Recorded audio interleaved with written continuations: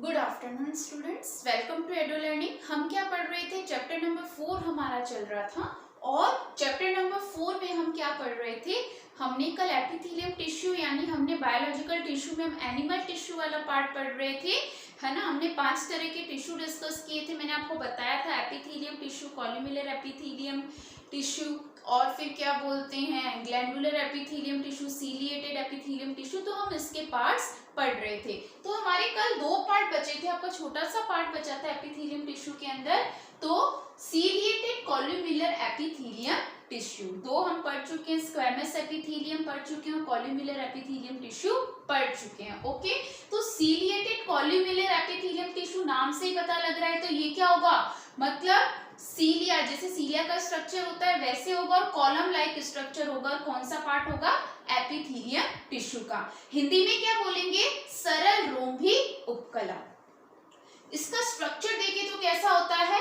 Comprises of columnar cell with cilia at their free edges. Cilia यानी जो movement के लिए हेल्प करता है, ठीक है, फ्री एजेस पर प्रेजेंट होता है। बिल्कुल इनकी जो सेल्स होती है बिल्कुल ऐसे कॉलम लाइक इनकी सेल्स होती है। ओके, फंक्शंस क्या करते हैं ये? इम्प्यूरिटीज यानी जो हमारे थ्रोट, जो हमारे गले के अंदर जो इम्प्यूरिटीज आती है, जो भी क्या बोलते हैं इम्प्यूरिटीज वगैरह, जैसे हिंदी में बोलेंगे जो भी गंदगी वगैरह आती है उसको क्या करता है? ये साफ करने का काम करता है। कोई भी बैक्टीरिया, कोई भी वायरस अगर हमारे अंदर जा रहा है, कोई भी इम्प्यूरिटी जा रही है, तो कहीं ना कहीं उसको ये इम्प्यूरिटीज को स्वैप करने का काम करता है। Improve movement of substance through duct. तो हमारे बॉडी के अंदर बहुत सारी डक्ट्स प्रेजेंट होती है, वहां पे क्या करता है, जो भी सब्सटेंस है, भले ही जैसे डिफ्यूजन के थ्रू हायर कंसंट्रेशन से लोअर कंसंट्रेशन हो, गैसेस का डिफ्यूजन हो गया, कोई भी सब्सटेंस हमारी बॉडी के अंदर जा रहा है, वाटर, H2O, कोई भी गैसेस वगैरह जा रही है, उनके मूवमेंट को क्या करता है? कम हो गया है तो इंप्रूव करने का काम कर रहा है, ज्यादा होता है मतलब उसको कंट्रोल करने का काम करता है। क्या answer? Ciliated columnar epithelium tissue. कहां पे प्रेजेंट होता है? अब थ्रोट को साफ करने का काम करेगा, इम्प्यूरिटी को स्वैप करने का काम करेगा, तो कहां पे प्रेजेंट होगा? ट्रैकिया यानी विंड पाइप, हमारे माउथ के अंदर। नॉस्ट्रिल जो हमारे नोज होते हैं, यहाँ पे ये प्रेजेंट होता है। आपने नोज में देखा भी होगा कि हेयर्स प्रेजेंट होते हैं थोड़े थोड़े से। क्यों होते हैं? ताकि हमारे अंदर कोई भी इम्प्यूरिटी, जितनी धूल मिट्टी वगैरह होती है वो अंदर ना जा सके। स्ट्रक्चर कैसा होता है? Glandular. Next one is the glandular epithelium tissue. Glands के बारे में आप लोगों ने सुना होगा। हमारी बॉडी में एंडोक्राइन ग्लैंड्स और एक्टोक्राइन ग्लैंड्स होते हैं।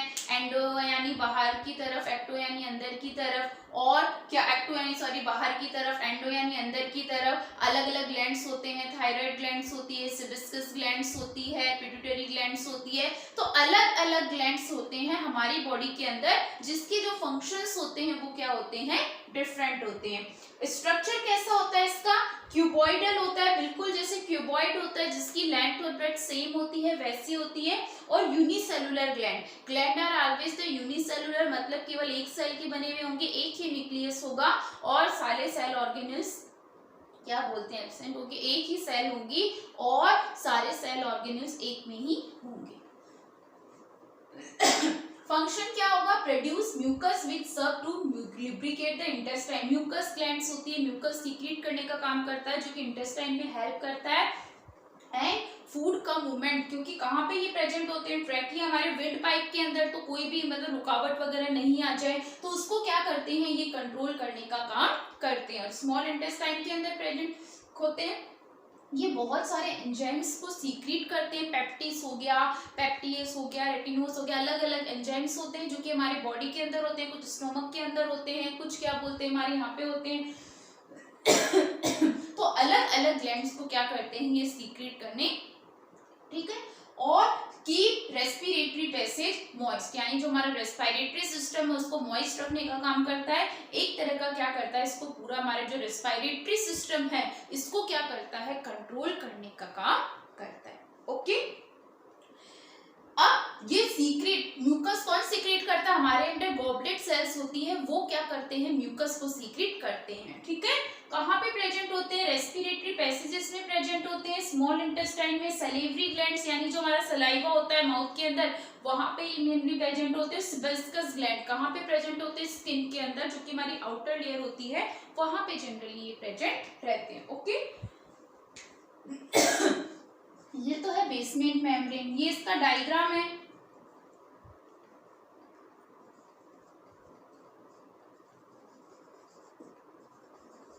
ये न्यूक्लियस हो ही गया, ये आउटर लेयर होगी। ओके, एक्चुअली ग्लैंड्स का डिस्कशन आपके इतना एग्रीकल्चर के अंदर नहीं आता है, लेकिन जब हम 11th 12th की बात करते हैं बोर्ड में, तो 12th में जनरली ये चैप्टर अगर आरबीएसई की बात करें, सीबीएसई की बात करें, तो 11th के अंदर ही है। ठीक है, तो वहां पे ग्लैंड्स के ऊपर पूरा एक चैप्टर होता है। हम पर्टिकुलर ग्लैंड्स के बारे में पढ़ते हैं, पिट्यूटरी ग्लैंड के बारे में अलग पढ़ेंगे, थायराइड ग्लैंड के बारे में अलग पढ़ेंगे, कौन कौन से रेस्पिरेटरी ग्लैंड वगैरह हर एक के बारे में हम क्या होते हैं, डिफरेंट ग्लैंड्स होती है और बहुत सारी वो फंक्शन करती है, हार्मोन्स रिलीज होते हैं उनसे, तो वो हम जनरली यहाँ पे नहीं पढ़ते हैं। बहुत थोड़ा पार्ट है आपके मेनली एग्रीकल्चर में। 12th में तो आपके बिल्कुल मेडिकल से रिलेटेड है ही नहीं, टोटल एग्रीकल्चर से रिलेटेड ही है, तो आपको इतना डिटेल में जाने की जरूरत नहीं है, क्योंकि आपके जेड से क्वेश्चन वगैरह डायरेक्ट पुटअप यहीं से होते हैं कि कहाँ पे प्रेजेंट होते हैं, किस पार्ट में ये प्रेजेंट होते हैं। और मेनली जो आपका जेड का वेटेज रहता है वो मेनली एग्रीकल्चर पे ज्यादा रहता है, क्योंकि एग्रीकल्चर से वो रिलेटेड होता है। ये थोड़ा आपका मेडिकल से रिलेटेड चैप्टर आ जाता है, कहाँ कहाँ ये ग्लैंड्स प्रेजेंट होते हैं, इस वजह से। ओके, तो अभी तक हमारा एपिथेलियम टिश्यू खत्म हो चुका है। ठीक है, कल हम नेक्स्ट टिश्यू पढ़ेंगे, कनेक्टिव टिश्यू पढ़ेंगे, और उससे पहले भी बहुत सारे जंक्शन, टाइट जंक्शंस वगैरह बहुत सारे सेल्स होती है, देखेंगे क्या पार्ट आपके बुक में दे रखा है। हिंदी मीडियम वाले क्या करेंगे, हाँ, ग्रंथ ग्लैंडुलर कॉलुमेर एपिथेलियम को ग्रंथिलुटिक कहते हैं। यहाँ तक पढ़ा चुके हैं, आपकी बुक में बहुत डिटेल में दे रखा है। एग्रीकल्चर वाले की बात कर रही हूँ, तो आपको इतना डिटेल के अंदर नहीं पढ़ना है जितना नॉर्मल है, क्योंकि ये पार्ट आपके एग्जाम में बहुत ही कम आता है, इतना नहीं पूछते हैं इससे। तो आपको जो इम्पोर्टेंट है वही पार्ट में पढ़ा रही हूँ, एक्स्ट्रा पढ़ने की आपको जरूरत नहीं है। ओके, फिर भी अगर कोई प्रॉब्लम हो तो please contact. Thank you very much and have a nice day.